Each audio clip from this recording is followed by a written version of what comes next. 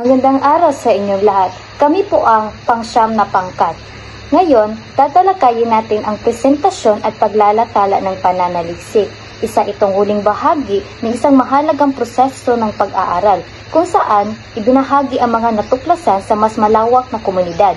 Ito ay isang pagkakataon upang maipakita ang mga resulta ng iyong pagsisikap, matanggap ng feedback mula sa mga eksperto at mag-aambag ng kaalaman sa iyong larangan. Una, ano nga ba ang akademikong publikasyon? Ang akademikong publikasyon ay tumutukoy sa proseso ng paglalatala ng mga gawaing pananaliksik at akademikong sulatin sa mga journal o iba pang mga plataporma na nagbibigay diin sa kalidad at kredibilidad ng mga impormasyon.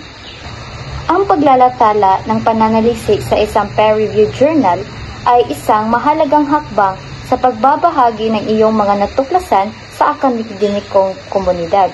Narito ang isang detalyadong gabay sa proseso. Una, ang pagpili ng angkop na journal. Ang unang hakbang ay ang pagpili ng journal na angkop sa iyong pananaliksik. Tiyakin ang journal ay naglalatala ng mga artikulo at iyong larangan ng mag-aaral. At pumili ng journal na may target na mambabasa na may kaugnay sa iyong paksa. Pangalawa ay ang pagbabasa ng mga pamantayan at back issues. Matapos pumili ng journal, basahin ng mabuti ang mga pamantayan nito. Ito ay karaniwang makikita sa website ng journal. Magandang ideya rin ang pagmagbasa ng mga back issues upang maunawaan ang estilo ng pagsulat at ang uri ng mga artikulong tinatanggap ng journal. Pangatlo ay ang pagre-rebisa ng pananaliksik. Rebisahin ang iyong pananaliksik batay sa mga pamantayan ng journal. Tiyakin ang iyong artikulo ay malinaw, maigsi at madaling mauunawaan. I-edit at i-proofread itong maigi upang maiwasan ang mga pagkakamali sa gramatika at estilo. Pang-apat ay ang pagpapabasa at pagre-review. Ipabasa at ipa-review ang iyong artikulo sa mga kasamahan o profesor na may karanasan sa paglalatala. Ang kanilang feedback ay makakatulong sa iyo na mapabuti ang kalidad ng iyong artikulo. At ang huling proseso ay ang pagsusumiti at paghihintay ng feedback. Kapag handa na ang iyong artikulo, isumiti ito sa journal. Maghintay ng feedback mula sa mga editor at reviewer. Maaaring tanggapin, tanggihan o hilingang rebisahin ang iyong artikulo. Kung tanggihan, huwag sumuko, maaaring subukan mong isumite ito sa ibang journal. Ang proseso ng paglalatala ay maaaring mahaba at mahirap. Ngunit ito ay isang mahalagang hakbang sa pagbabahagi ng iyong pananaliksik at pag-ambag sa inyong larangan. Ang pagsunod ng mga hakbang na ito ay makakatulong sa iyo na madagdagan ang iyong mga pagkakataon na maipalimbag ang iyong pananaliksik. So dito lang po ako magtatapos at sa susunod ay tatalakayin nyo ang pagpili ng angkop na journal para sa pananaliksik upang matiyak ang pagtanggap nito. Mahalagang pumili ng angkop na journal para sa isang pananaliksik upang matiyak ang pagtanggap nito. Ito ay nagpapaliwanag kung paano pumili ng angkop na journal para sa isang pananaliksik. Binibigyang diin ito ang kahalagahan ng pag-unawa sa mga pamantayan ng journal, pati na rin ang mga political at theoretical na pananaw nito. Para ito upang maiwasan ang pagtanggi sa sulatin. Halimbawa ng isang journal ay hasaan. Ito ay isang taunang interdisiplinaryong refer journal sa Pilipino ng Universidad ng Santo Tomas. May mga kinakailangan ito. Una, ang paksa. Tinatanggap ng hasaan journal ang mga pananaliksik sa iba't ibang larangan ng pag-aaral na Pilipino tulad ng relihiyon, edukasyon, politika, kultura, psikolohiya, globalisasyon at teknolohiya. Pangalawa ay mga kinakailangan sa papel. Ang mga papel ay dapat na interdisiplinaryo, may kaugnayan sa kasalukuyang diskurso sa Pilipinas at may matibay na metodolohiya at ebidensya. Ang pangatlo naman ay uri ng papel. Tinatanggap ang mga papel na bahagi ng thesis, disertasyon o presentasyon. Pang-apat ay dami ng salita. Hindi dapat lalagpas sa 6,500 na salita ang papel kasama ang 250 o 300 na salitang abstract at 5 keyword. Pang-lima ay format. Gamitin ang mga Times New Roman 12, double space, ayon sa format ng MLA 7th edition. Ang pang-anim naman ay karapatang ari. Kumuha ng pahintulot para sa anumang material na may karapatang ari. At panghuli ay huling petsa ng pagsusumiti. Ito ay Hulyo 30, ang huling araw ng pagsusumiti, makipag-ugnayan sa lupon ng editor para sa katanungan. Mahalagang maunawaan ang mga pamantayan ng journal at tripasuhin ang papel bago isumiti upang matiyak ang pagtanggap nito. Ito ay nagbibigay ng gabay sa paghahanda at pagsusumiti ng isang pananaliksik sa interdisiplinaryong refer journal.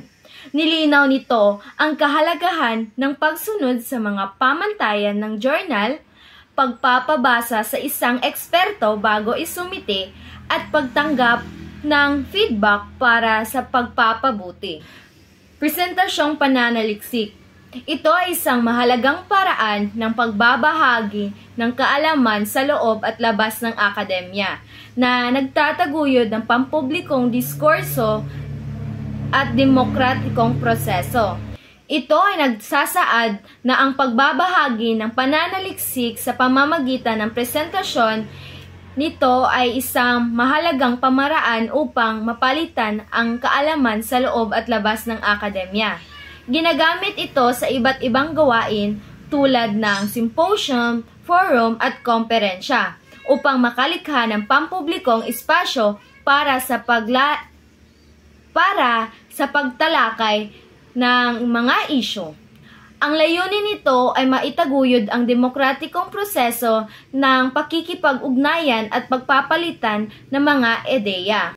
Halimbawa ay ang isang pag-aaral ukol sa epekto ng social media sa mga kabataan ay maaaring ipresenta sa isang pambansang komperensya sa edukasyon upang maibahagi ang mga natuklasan sa mas malawak na audience at makalikha ng talakayan tungkol sa isyong ito. Ang susunod naman ay hakbang na sundin sa pag-organisa ng isang forum o curriculum. Ang forum o curriculum ay mahalagang pagkakataon upang maipakita ang mga at mapag-usapan ang mga resulta ng pananaliksik na isinagawa sa loob ng paaralan. Sa pamagitan ng mga ito, mas mapapalaganap ang kultura ng pananaliksik at makakatulong ito sa pagpapalawak ng kaalaman ng mga mag-aaral, guro at iba pang membro ng komunidad. Narito ang hakbang upang dapat sundin natin sa pag-organisa ng isang forum o curriculum. Una, tukuyin ang layunin ng paksa ng forum. Mahalaga na malinaw kung anong uri ng forum ang nais isagawa. Halimbawa, maaari itong research forum kung saan ang mga mag-aaral magbabahagi ng kanilang resulta ng kanilang mga panaliksik. Dapat ay malinaw din kung anong paksa ang tatalakayin at kung paano magiging daloy ng talakayan. Ikalawa, hikayatin ang buong klase na magbahagi ng mga panaliksik. Ang layunin ng forum ay hindi lang para sa ilang mag-aaral, kundi para sa lahat. Kaya't mahalaga na hikayatin ang buong kaklase na magsumiti at magpresenta ng kanilang mga natapos na panaliksik. Ang pagkakaroon ng maraming presentasyon ay nagpapayaman sa talakayan at nagbibigay ng mas maraming pananaw.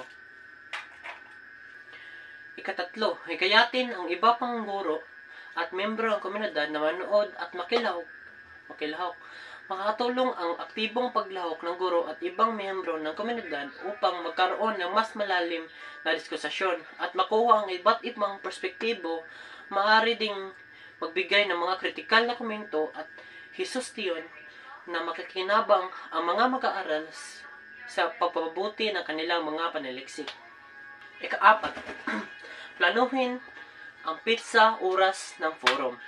Mahalaga na may tamang plano at schedule ang oras ng bawat presentasyon, hikayatin na magkaroon ng overlap ng mga paksang tatalakayin. Mahalaga rin ang maglaan ng sapat na oras para sa bawat presentasyon. Karaniwan ay 15 hanggang 20 minutes lamang ang bawat presentasyon. Ika-5, itakda ang mga moderator at reactor ng moderator ay siyang nagpapadaloy ng forum at nagbibigay ng direction o discussion ng mga reactor naman ay magsusuri ng bawat presentasyon at nagbibigay ng feedback. Mahalaga na malinaw ang mga punto na dapat bigyang pansin sa bawat reaksyon. Ika-6, maglaan ng oras sa mga tanong at komento pagkatapos ng bawat presentasyon. Bigyan ng pagkakataon ang mga tagapakinig na magtanong o magbigay ng komento na makatulong upang mas mapalawak ang diskusyon. Magkaroon ng mas sususing pagsusuri sa bawat pananaliksik. Ang huli, bumuo ng komite upang maging mas maayos ang daloy ng forum. Talaga ng komite sa mga aspekto tulad ng programa, imbitasyon, rehistrasyon, logistika, at pagkain. Ang mga committing ito ay masiguradong na maayos ang ganap ng bawat bahagi ng forum.